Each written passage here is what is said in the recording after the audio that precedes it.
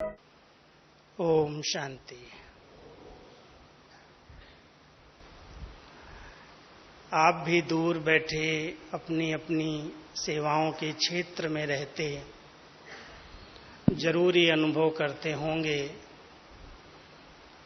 कि अव्यक्त रूप में कैसे बाबा हम सब की पालना कर रहे हैं। साकार पालना लेने वालों के अनुभव तो अपने हैं, लेकिन ये पूरा ही ग्रुप अव्यक्त पालना का है। लेकिन दादियों की पालना तो सभी ने ली है। दादी प्रकाश मणि की पालना का अनुभव हर एक को है, और अव्यक्त रूप में बाबा ने कैसे पालना दी, मैं समझता हूँ जो शुरू में बाबा के सामने आए होंगे उनको बाबा का उस मिलन का भी अनुभव होगा जब बाबा एक एक बच्चे को सन्मुख बुला करके दृष्टि देना, वरदान देना, उनमें शक्ति भरना, बहुत ऊंची पालना बाबा ने खुद साकार रूप में हम सबको दी। अव्यक्त होते भी दादी के द्वारा, गुलजार दादी के तन द्वारा जो हम सबको पालना मिली है, एक एक क्षण मुझे तो याद आता है बाबा का एक भी पार्ट मेरे से मिस नहीं हुआ है। और जितना भी बाबा ने बोला है, जितने वरदान दिए हैं, चाहे वो किसी को भी दिए हों, वो सब नोट किए हैं। इसलिए बाबा की अथक सेवाएं हम सब ने देखी हैं, अनुभव की हैं। साकार रूप जैसे बाबा का अव्यक्त होते भी अनुभव होता था।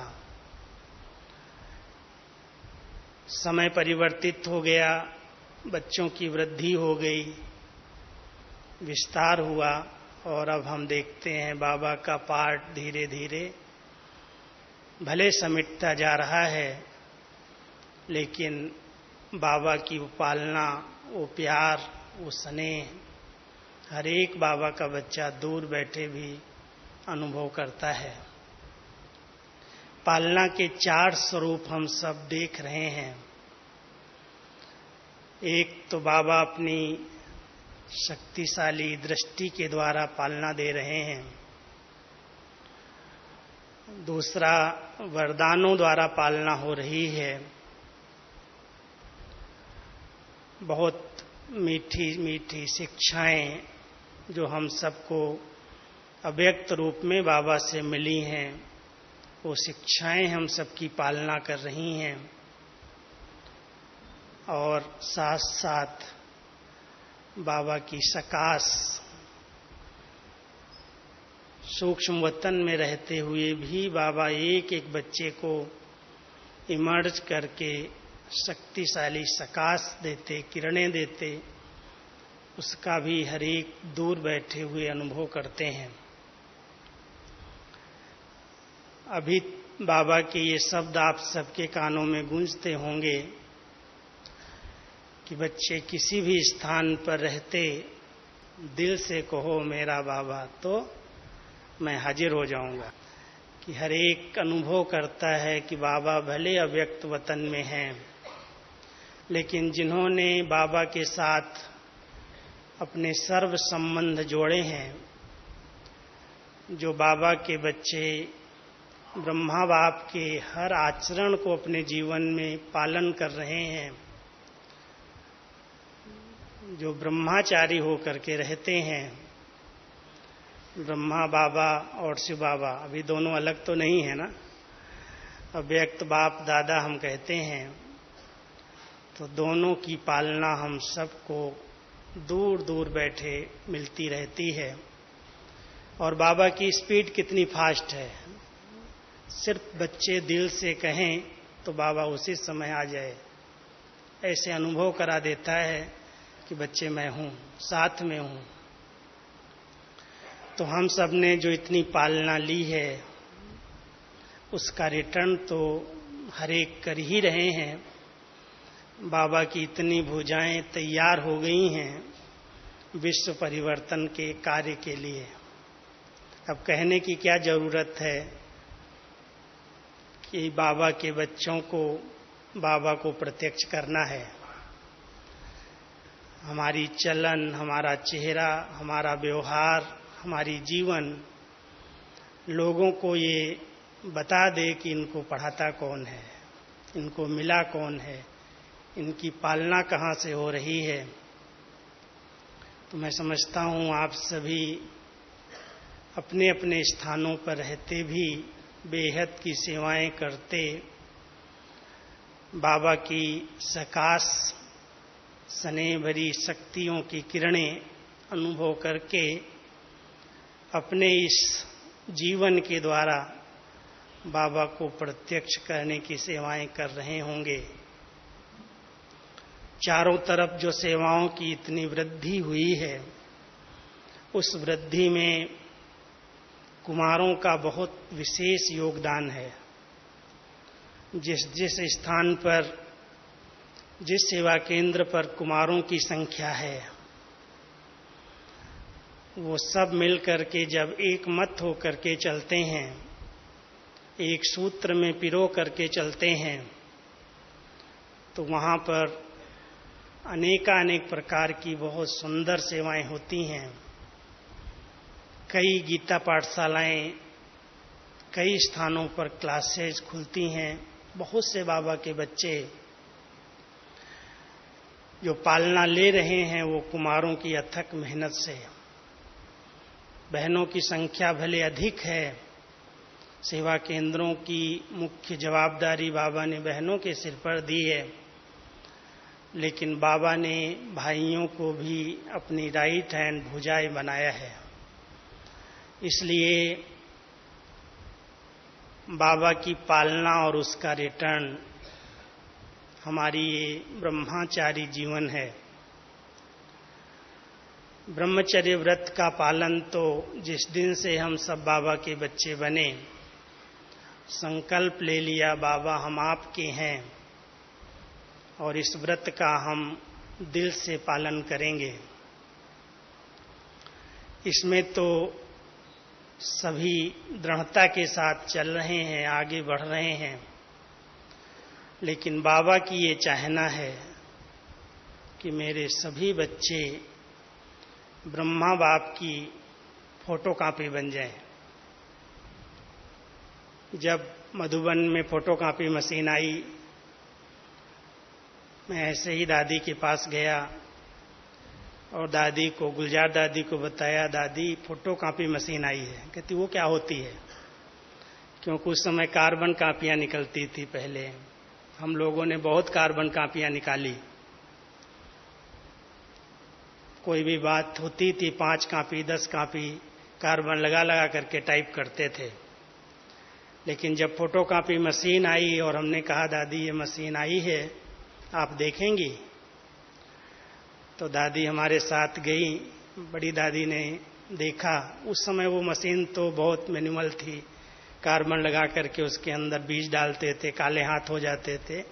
पहले पहले एक मशीन थी, उसके बाद दूसरी जब आई ऑटोमेटिक मशीन, तो गुलजार दादी ने उसके उद्घाटन की। बाबा ने, दादी ने देखा और उस पर बाबा ने एक मुरली चलाई।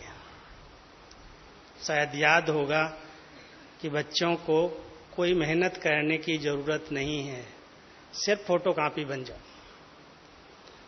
फोटोकॉपी में कोई मेहनत नहीं है, ट्रू कॉपी जैसी है वैसी निकल जाए। लेकिन उसके लिए अगर आप देखें, ध्यान दें, बहुत सेटिंग की जरूरत होती है। अगर जरा भी सेटिंग में कैमरा टेढ़ा मेढ़ा हो, जोरा थोड़ा सा भी, एक सूत भी या कागज ऊपर ठीक न रखा हुआ हो, तो कॉपी टेढ़ी मेढ़ी हो जाती है, ठीक नहीं निकलती है। तो हम सब बाबा की फोटोकॉपी सिर्फ बन जाएं। अंदर का कैमरा अगर साफ है, क्लीन है, सेटिंग ठीक है, तो ये कॉपी जैसा बाबा है वैसा दिखाई देने लगेगी। और बाबा यही चाहता है कि मेरे इतने बच्चे अगर मेरे फोटो कॉपी बन जाएं तो आज बाबा की प्रत्यक्षता हो जाएगी। बनने के लिए तैयार है ना सभी?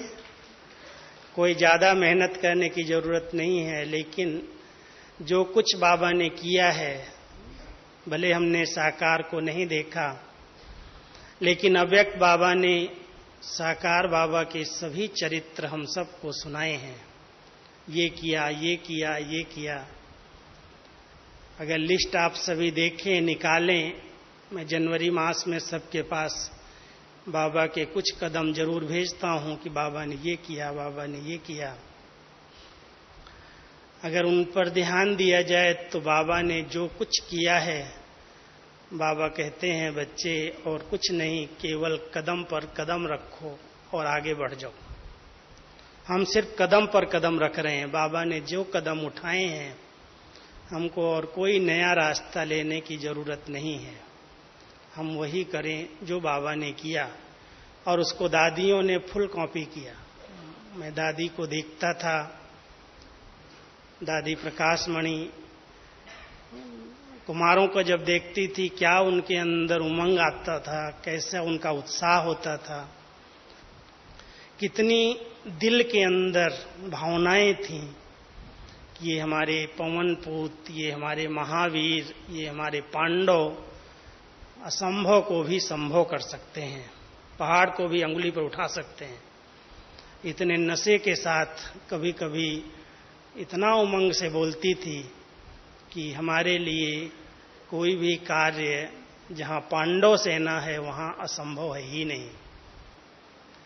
तो ऐसे बाबा ने हम सबकी पालना की, दादियों ने पालना की है कि सेवाओं के क्षेत्र में जहां पर महावीरों का संगठन है, पांडवों का संगठन है, वहां पर कोई भी कार्य असंभव नहीं है।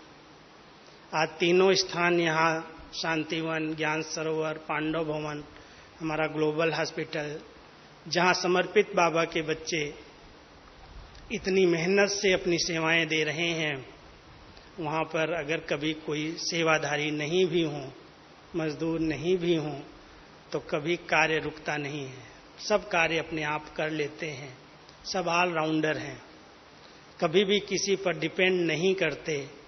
और हम लोगों को शुरू से ही दादियों ने ऐसी ट्रेनिंग दी कि हर बात में ऑलराउंडर हो जाओ।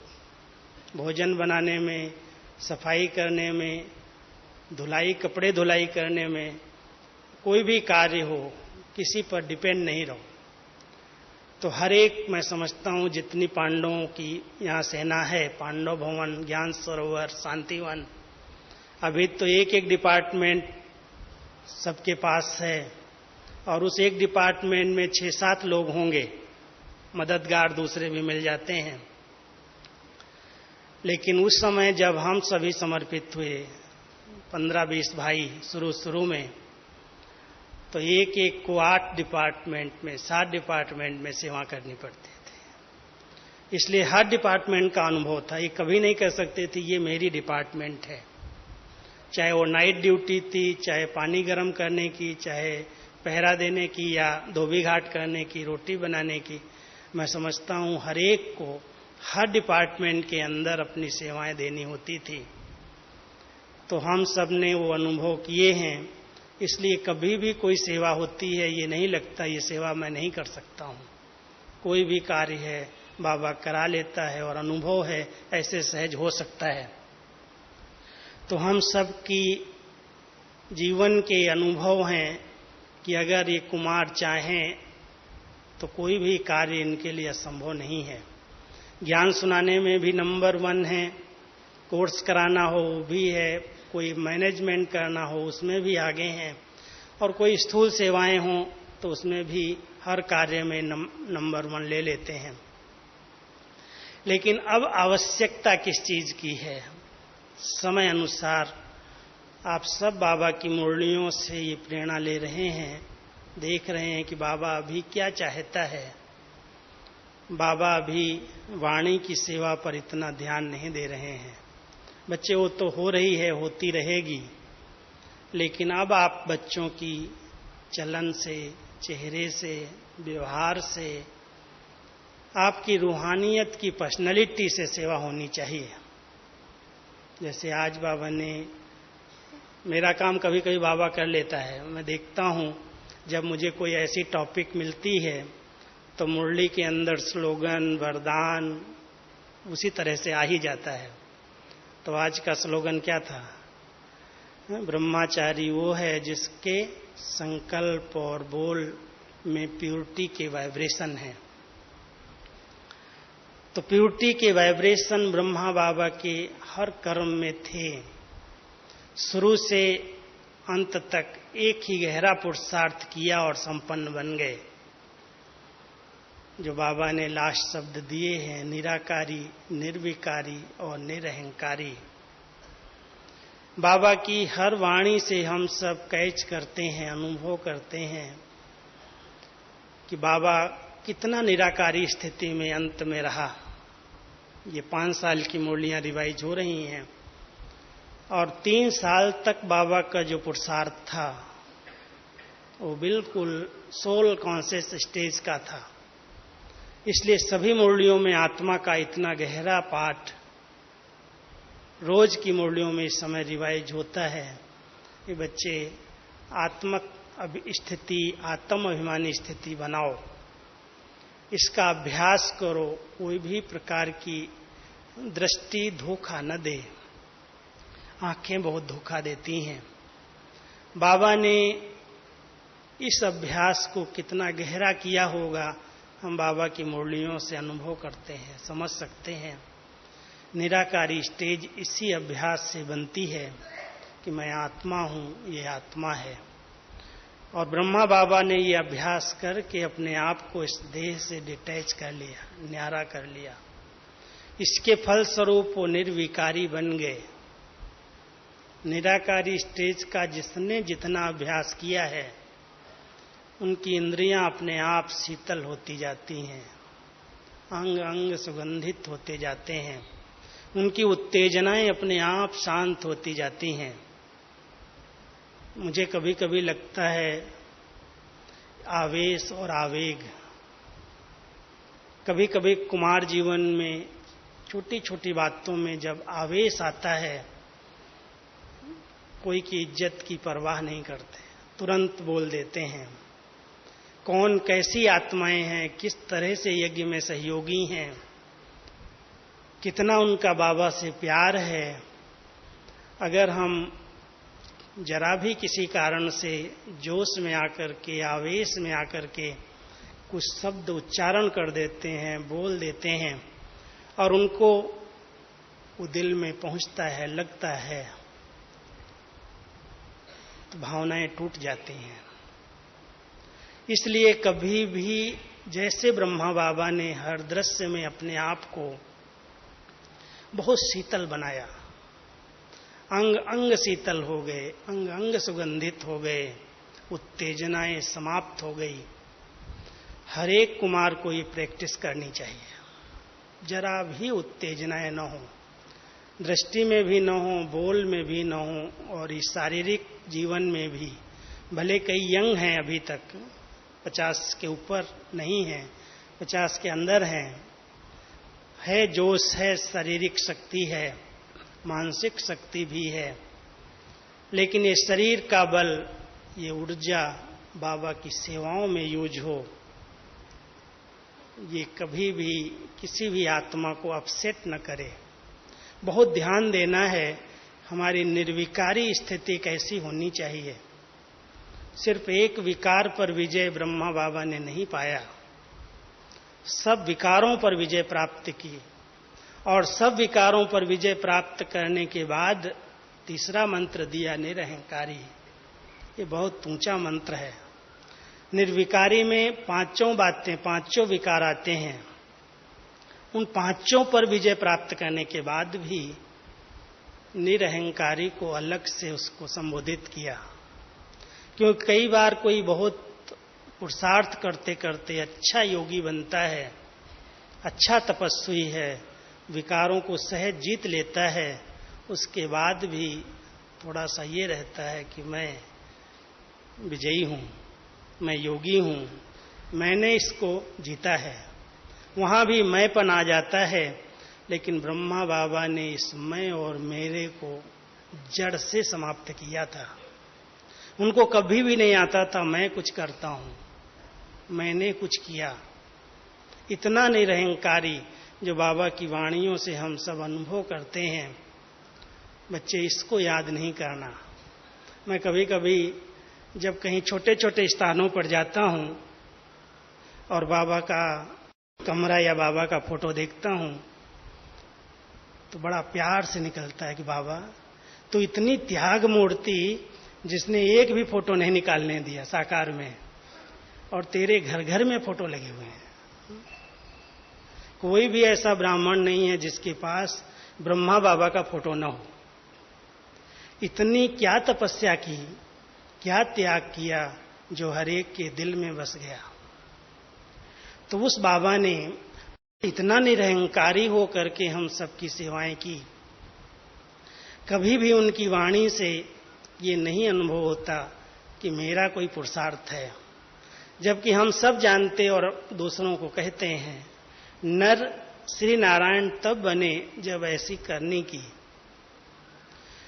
हर प्रकार की करनी बाबा ने की, सब कुछ करके अपने आप को छिपा लिया। करावनहार बाबा है। हम दादी को देखते थे, कभी भी कोई महिमा करता था, कोई भी कहता था दादी बहुत अच्छा आप मैनेजमेंट कर रही हैं, इतने लोगों की आप संभाल कर रही हैं, बहुत अच्छी व्यवस्थाएं हैं, आपने बहुत अच्छी अरेंजमेंट की है। दादी कभी स्वीकार नहीं करते, मैंने कुछ नहीं किया है, बाबा करा रहा है। साकार में बाबा ने कितना अपने आप को निरहंकारी बनाया और दादियों को कितना कूट कूट करके पक्का करा दिया। कभी नहीं कहना मैं बड़ी हूं, मैं हेड हूं। हेड माना हेडक। दादी कहती थी मैं जिस दिन हेड समझूंगी ना उस दिन मेरे को हेडक हो जाएगी। मैं हेड नहीं हूं, मैं तो आप सबकी सेवाधारी हूं। और बाबा ने हमारे लिए इतने सारे परीक्षा लेने वाले टीचर हमारे सामने रखे हैं, सब मेरी परीक्षाएं लेते रहते हैं और मैं पास होकर के दिखाऊं, ये मेरा लक्ष्य रहता है। तो हम सभी भी कितनी भी परीक्षाएं क्यों ना आ जाएं, परीक्षाएं कुमार जीवन में बहुत आती हैं। चलते चलते कभी कोई प्रकार का कलंक लग जाता, कभी कोई अपमान कर देता, कभी कोई बात हो जाती है।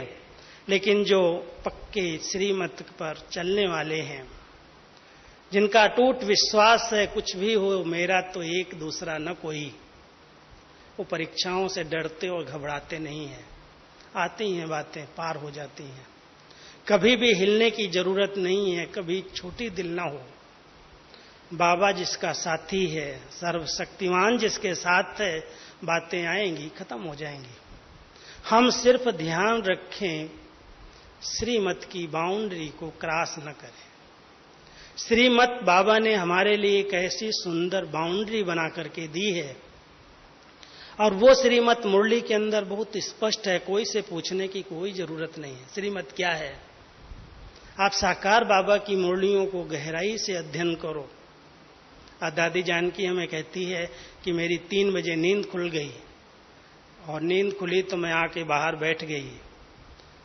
मैंने 1 बार मुरली पढ़ी, 2 बार मुरली पढ़ी, जब योग का टाइम हुआ योग किया, फिर अभी पढ़ रही हूं। मुझे लगता ही नहीं कि मैंने सवेरे पढ़ी और अभी रिवाइज कर रही, लगता ये नई बात है, ये नई बात है, ये नई बात है।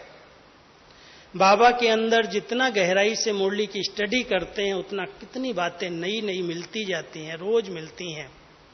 हमारा सिर्फ अगर शौक हो, कुछ भी हो, जब समय मिलता है बाबा की मुरली की स्टडी करो। ऐसे नहीं मैंने सुन लिया या पढ़ लिया। अगर इसका शौक किसी को हो जाए तो कहते हैं जैसे ब्रह्मा बाबा का प्यार मुरलीधर बाबा से जितना था उतना मुरली से था, इसलिए उसके हाथ में मुरली दिखाई है, उसके भविष्य रूप में मुरली हाथ में दे दी। श्री कृष्ण को मुरलीधर कह दिया, मुरली उनके हाथ में आ गई। संगम पर मुरली से ब्रह्मा बाबा का कितना प्यार था, हम ब्रह्मचारी बच्चों का भी बाबा की मुरली से इतना प्यार चाहिए। सब श्रीमत बाबा की मुरली में स्पष्ट है, कोई से कोई बात पूछने की जरूरत नहीं पड़ती अगर कोई ने ध्यान से मुरली की स्टडी की है। और जिस दिन जिसको जरूरत है जिस बात की, उसी दिन उस मुरली में उसका हल है। कोई कभी कभी कहते हैं आपने मुरली कैसे निकाली। जैसे अभी परसों जब आप आए तो 11 तारीख के बाद 12 तारीख आई, और 12 तारीख की मुरली टोटल अगर इस सीट पर दादी जी यहां होती तो उस मुरली के ऊपर आपको डांस कराती, खड़े कर देती। 12 तारीख की मुरली याद है? काम और क्रोध ये दोनों भूत हैं और इनके द्वारा ही सारी दुनिया का मटका सूख गया जो हीरे जवाहरात से भरा हुआ था। फुल भट्टी की मुरली, एक ही मुरली अगर गहराई से स्टडी कर लें तो मेरे वो कई जगह से फोन आए कि आपने इन कुमारों के लिए मुरली निकाली थी क्या? मैंने कहा भाई मैंने ये सोचा नहीं था, 3 महीने पहले मैंने मुरली तैयार की होगी। उस समय कुमारों की भट्टी मेरे ध्यान पर तो नहीं थी, लेकिन बाबा के ध्यान पर तो जरूर थी कि ये समय आएंगे। तो जब बाबा जानी जाननहार है, करन करावनहार है, सब कुछ वो यज्ञ की संभाल कर रहा है, पालना कर रहा है, सेवा कर रहा है, तो जो बच्चों को देना है वो अपने आप देगा। मैं राइट इंस्ट्रूमेंट बन करके रहूं, मेरी बुद्धि कहीं भी मिक्स न हो। सदा ये ध्यान रहता है कि मैं अपनी बुद्धि को कहीं भी इसमें मिक्स न कर दूं। मेरी बुद्धि है, मेरी विचारधाराएं हैं, मैंने वरदान बड़ा अच्छा आज लिखा है, कहीं मैं पर ना आ जाए। इस मैं और मेरे को जड़ से समाप्त कर देना, ये है निरहंकारी स्थिति।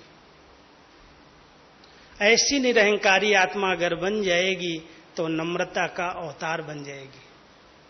कभी उसकी वाणी की शब्दों में कटुता नहीं आ सकती।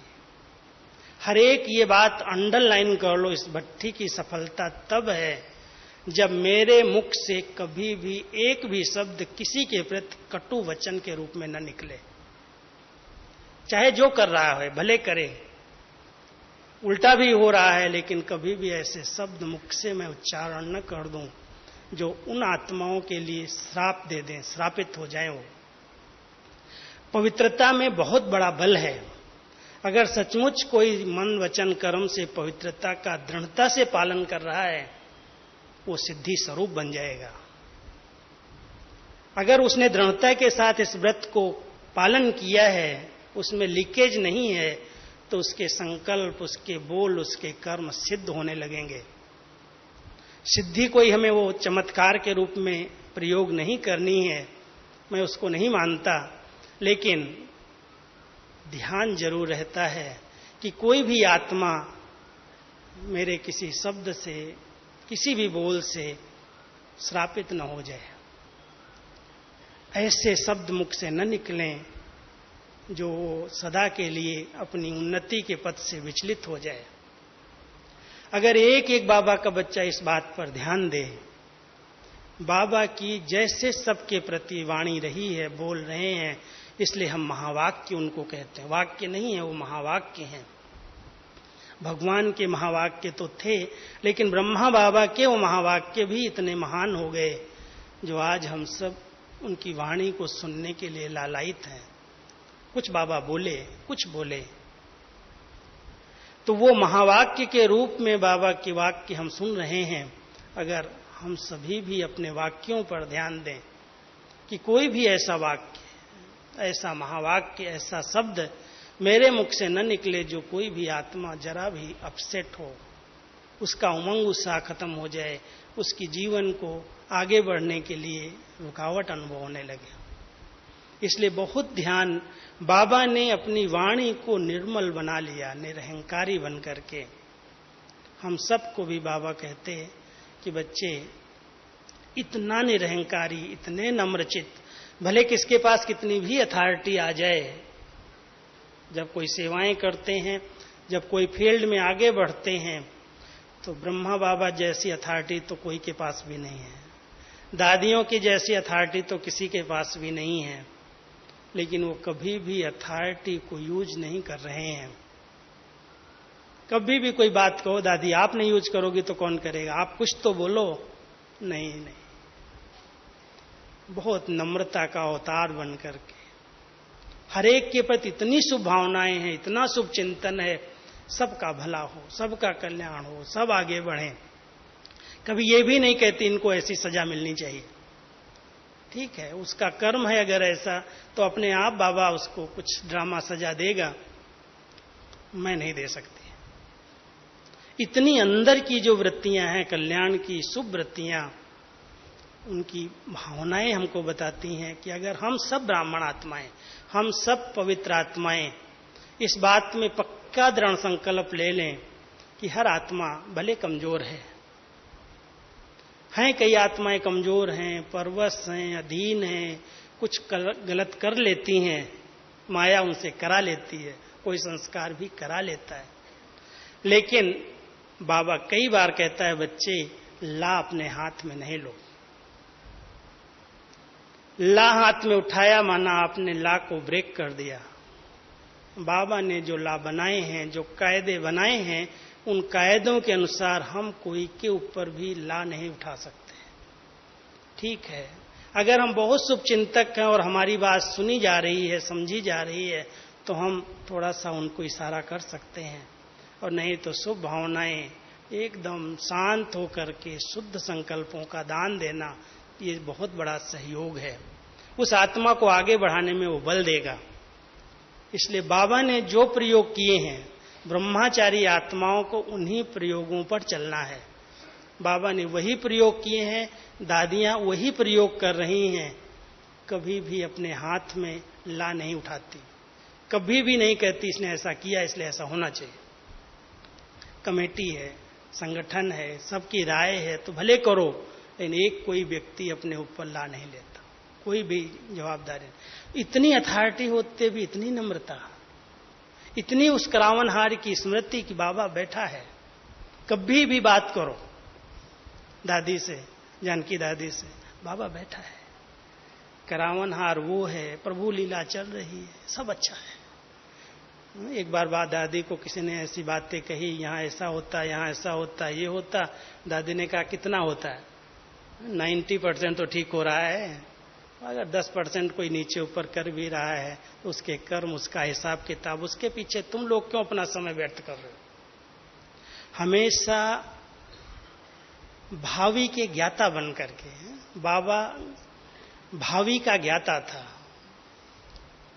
ड्रामा की भावी को जान करके जिसने अपने समय को, अपने संकल्प को, अपने शरीर को, अपनी संपत्ति को सफल किया है, वो है ब्रह्मचारी। हम सब बहुत अच्छी ज्ञानी तो आत्माएं हैं। मैं ज्ञान देने नहीं आया हूं, आप सब बहुत अच्छे समझदार हैं। हर एक के पास फुल ज्ञान है, बहुत अच्छी क्लासेज भी कराते हैं, बहुत अच्छे लेक्चर्स भी सब देते हैं। लेकिन अगर सचमुच देखा जाए तो हम अपने अनुभवों से, जो दादियों ने हम सबको पालना दी है, सिखाया है, ऐसे चलो, ऐसे रहो, ऐसे करो, ऐसे करो। हम तो अभी भी स्टूडेंट हैं, सीख रहे हैं, रोज सीखते हैं, रोज सीखने को मिलता है। कैसे सिखाती हैं एक एक बात के लिए। कल की बात सुनाता हूं।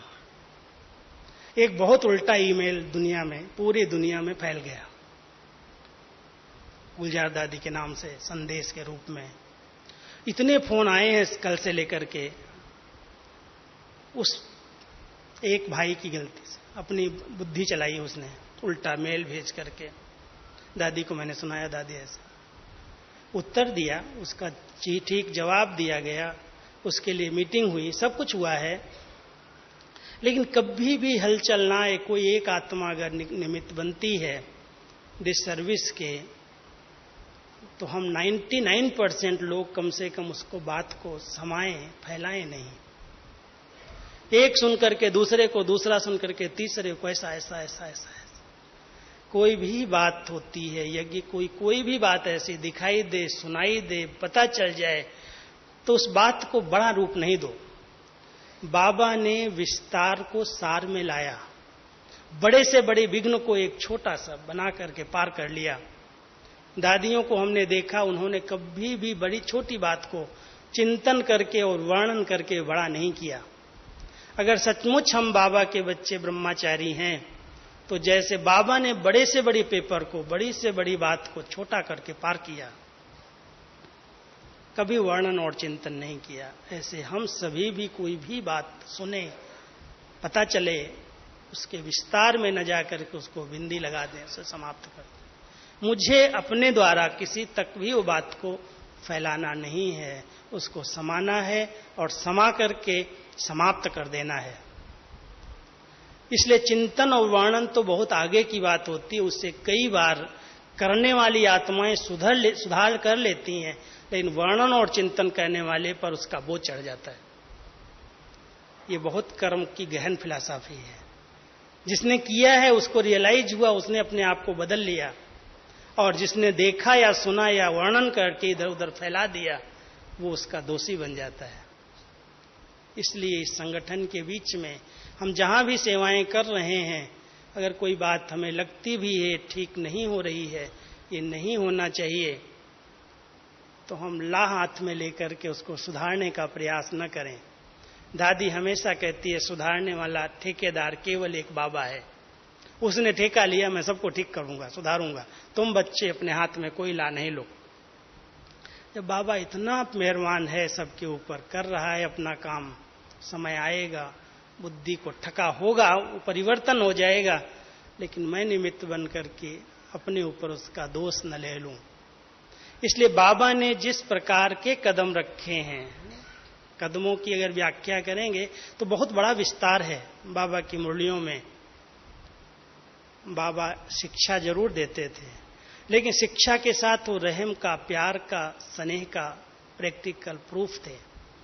शिक्षाएं हैं मुरली के अंदर, लेकिन उस शिक्षाओं के साथ स्नेह समाया हुआ है, रहम है, दया भाव है, करुणा भाव है, उस आत्मा के भला के लिए है। कुछ भी अगर कहा भी है तो वो कड़े शब्द भी प्यार प्यार में ऐसे लगते हैं जैसे बाप नहीं कहेगा तो कौन कहेगा।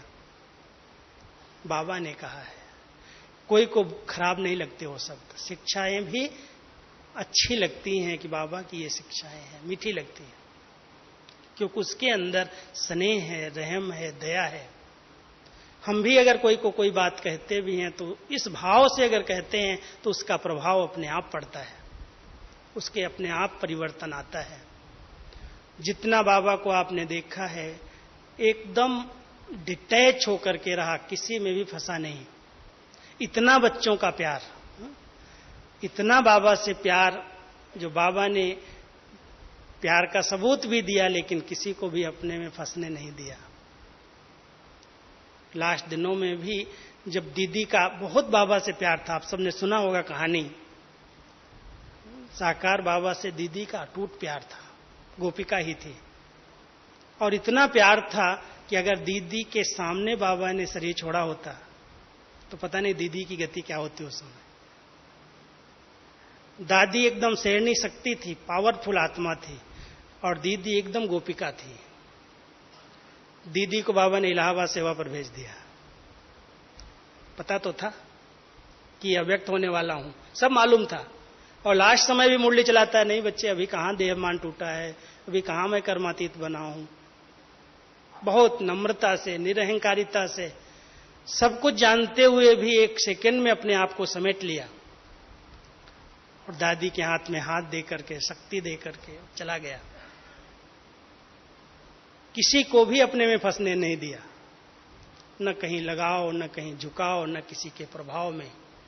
हम सब भी ध्यान रखें कि कितनी भी हम मदद करें, सेवाएं करें, साथ दें, लेकिन कोई आत्मा मेरे प्रभाव में प्रभावित होकर के मेरे पीछे लटक न जाए, अटक न जाए। आप बहुत अच्छे हैं, आप जैसा कोई नहीं है, आप बहुत विशेष आत्माएं हैं। मदद करना, सहयोग देना, साथ देना, लेकिन कोई भी आत्मा फंसे नहीं, फंसे हम, ना हम फंसे, ना वो हमारे में फंसे। अगर ये ध्यान रखेंगे तो लगाव मुक्त, जैसे बाबा सेकंड में शरीरी बन गया, डिटैच हो गया, ऐसे हम भी बाबा के कदम पर कदम रख करके बाबा के समान बन सकते हैं। तो ये सब कदम जो ब्रह्मा बाबा ने उठाए हैं, निमित्त और निर्माण रह करके, निर्मल वाणी बोल करके, निरहंकारी स्थिति बना करके कर्मातीत बन गया, ऐसे हम सब बाबा के कदम पर कदम रखें। चेहरे और चलन से प्योरिटी की पर्सनैलिटी दिखाई दे। ये प्योर आत्माएं हैं, ये शुद्ध आत्माएं हैं। कोई बोले या न बोले, एक सुंदर जो आभा मंडल है हम सबका, अगर सचमुच मैं शुद्ध श्रेष्ठ चिंतन में रहता हूं, कोई भी प्रकार के व्यर्थ चिंतन नहीं है, नेगेटिव चिंतन नहीं है, उलझे हुए दिमाग नहीं है, बहुत सरल है, शीतल है, तो सामने वाली आत्मा को कहो या न कहो, उसको अच्छे वाइब्रेशन अपने आप आते हैं। उनके समीप लोग जाना चाहते हैं, उनसे मिलना चाहते हैं, उनसे बात करना चाहते हैं, उनकी दृष्टि लेना चाहते हैं। हम सभी भी अपनी ऐसी निर्दोष स्थिति बनाएं, किसी के दोष इसके अंदर नहीं है, किसी के प्रति कोई भावना नहीं है नेगेटिव। ये माइंड बिल्कुल क्लीन और क्लियर है अगर, तो मैं समझता हूं कई आत्माओं को बहुत अच्छे वाइब्रेशन इससे मिलेंगे। ये प्योरिटी की पर्सनैलिटी है, और ऐसे प्योरिटी की पर्सनैलिटी वाली आत्माएं जहां जाती हैं, जहां बैठती हैं, उनकी आभा मंडल के आधार से जो ओरा है वो अपनी सेवाएं करता है। जो बाबा ने कहा है ना, वृत्ति से वायुमंडल को परिवर्तन करने की सेवा करो, उस सेवा का आधार हमारी बहुत पवित्र भावनाएं हैं, वो हमारी बहुत पवित्र वृत्तियां हैं। अगर वृत्तियों में कोई के प्रति कोई दोष नहीं है, वैराग्य का एक बहुत सुंदर अर्थ मैं सुनाता रहता हूं, न किसी से वैर है, न किसी से राग है। वैर भी किसी से नहीं है, कोई से कोई दुश्मनी नहीं है, सब बाबा के बच्चे हैं, अच्छे हैं, और किसी से इतना प्यार भी नहीं है, लगाव के रूप में राग नहीं है।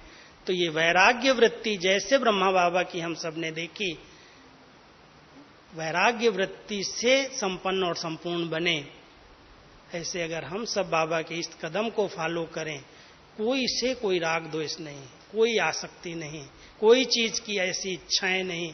बाबा जो आवश्यकताएं हैं पूरी करेगा, इच्छाएं तो कभी पूरी होती नहीं है। आवश्यकताएं अपने आप पूरी हो जाएंगी, बाबा कहीं न कहीं से कराएगा जो आवश्यकताएं होंगी। इच्छाओं के जाल में फंसना नहीं है। अगर अच्छा बनना है तो इच्छाएं कोई भी हों, उनको कम से कम कर दो। हम सब वैराग्य वृत्ति को यदि धारण करेंगे तो ब्रह्मा बाबा के समान हम एक एक फोटोकॉपी बन जाएंगे। ब्रह्मा बाबा जैसे सादे सरल, एकदम नम्र चित्त, कोई भी प्रकार का दिखावा नहीं, कोई भी प्रकार की, आप देखते हैं सुनते हैं वाणी में, बाबा को अगर कोई रिसीव करने भी आते थे तो कहते थे बच्चे मालाएं नहीं लेके आना, फूल लेके नहीं आना, भीड़ नहीं लाना, सामने 2-4 लोग भले आओ, ज्यादा नहीं भीड़ करना। कितना निरहंकारी, कितना निर्माण चित्त। अरे बच्चे, इसको कौन पहचानता है, ये तो साधारण है। शिव बाबा को तो कोई देख ही नहीं सकता है, इस व्यक्ति को आप अगर इतना आगे बढ़ाओगे तो लोग कहेंगे इसको भगवान मानते हो। लेकिन बाबा ने इतना निरहंकारी बन करके अपने आप को संपन्न और संपूर्ण बनाया, तो हम सबको भी बाबा की आस है कि हम सब बाबा की अगर पालना ले रहे हैं तो ये रिटर्न करें कि जो बाबा हमसे चाहता है वो हमारा चेहरा, हमारी चलन, हमारी वाणी, हमारा व्यवहारिक जीवन लोगों को दिखाई दे कि ये ब्रह्मा बाबा के कदम पर कदम रखने वाली फोटोकॉपी आत्माएं हैं। एक एक से बाबा दिखाई देने लगे तो बाबा की प्रत्यक्षता बहुत सहज हो जाएगी। कोई बड़ी बात नहीं है। हम सब 1000 भुजाओं वाले बाबा के बच्चे, आज 1000 से भी अधिक भुजाएं यहाँ इकट्ठी हुई हैं। क्या नहीं हम कर सकते? हर असंभव को संभव करके दिखा सकते हैं। केवल ब्रह्मचारी बन करके रहें। ओम शांति।